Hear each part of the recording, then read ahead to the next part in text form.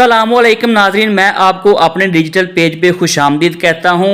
International cricket council ICC ने नई test ranking जारी कर दी। कप्तान बाबर आजम एक दर्जा तंजली के बाद तीसरे नंबर पर। आईसीसी की जारी करदा नई रैंकिंग के मुताबिक ऑस्ट्रेलिया के मारिस लाबुशैन की पहली पोजीशन बरकरार रही, जबकि इनके हम वतन ऑस्ट्रेलिया में दूसरी पोजीशन पर काबिज रहेंगे।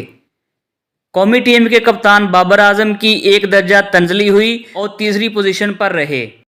न्यूजीलैंड के साबिक कप्तान केन विलियमसन एक दर्जा तरक्की के बाद पांचवी पोजीशन पर आगे। जो रूट एक दर्जा तंजली के बाद छठे नंबर पर रहे। दूसरी जाने पाकिस्तानी ओपनर इमाम उल हक रैंकिंग में 3 दर्जा तरक्की के बाद 34 नंबर पर रहे, जबकि ऑस्ट्रेलिया ओपन डेविड वार्नर 17 दर्जे तरक्की के साथ 14वीं पोजीशन पर कब्जा जमा लिया। सऊद शकील ने 8 दर्जा तरक्की के बाद 50वीं पोजीशन संभाली। आईसीसी बॉलिंग रैंकिंग में शाहीन अफरीदी की 7वीं पोजीशन बरकरार रही। पेट कमिंस पहली पोजीशन पर काबिज हैं। साबिक कप्तान सरफराज अहमद ने भी 70 पोजीशन हासिल कर ली।